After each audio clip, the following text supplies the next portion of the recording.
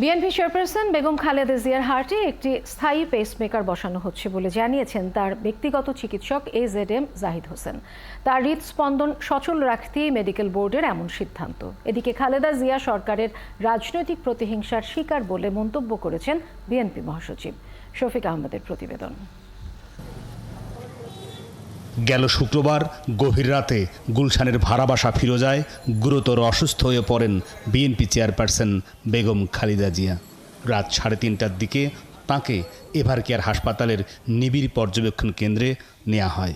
এ সময় যুক্তরাষ্ট্রের John Hopkins বিশ্ববিদ্যালয়, জার্মানি এবং লন্ডনের চিকিৎসকরা এভারকেয়ার হাসপাতালের চিকিৎসক ডাক্তার শাহাবুদ্দিন তালুকদার, FM সিদ্দিকী, মনিরুজ্জামান সহ 23 জনের মেডিকেল বোর্ড 2 দফায় অনলাইনে যুক্ত হয়ে তার শারীরিক অবস্থার পর্যালোচনা করেন।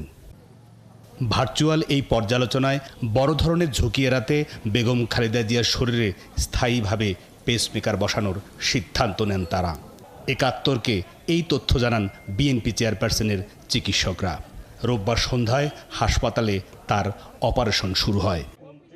এদিকে বিএনপি চেয়ারপারসন বেগম খালেদা জিয়ার রোগ মুক্তির জন্য নয়াপল্টনে দলীয় কার্যালয়ের সামনে দোয়া মাহফিলের আয়োজন করা হয়।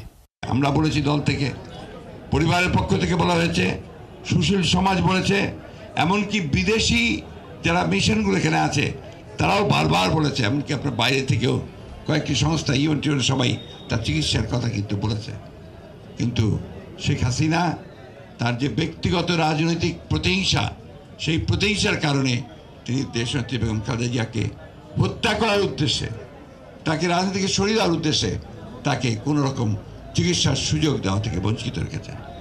প্রায় 80 বছর বয়সী সাবেক প্রধানমন্ত্রী বেগম খালেদা জিয়ার হার্ট, লিভার, কিডনি সহ বেশ কটি জটিল রোগে ভুগছেন। পরিবারের সদস্য এবং তার দল বিএনপির পক্ষ থেকে বেশ কয়েকবার তাকে উন্নত চিকিৎসার জন্য বিদেশে নেয়ার আবেদন জানালেও আইনি জটিলতার কথা উল্লেখ করে সেটি অনুমোদন করেনি সরকার।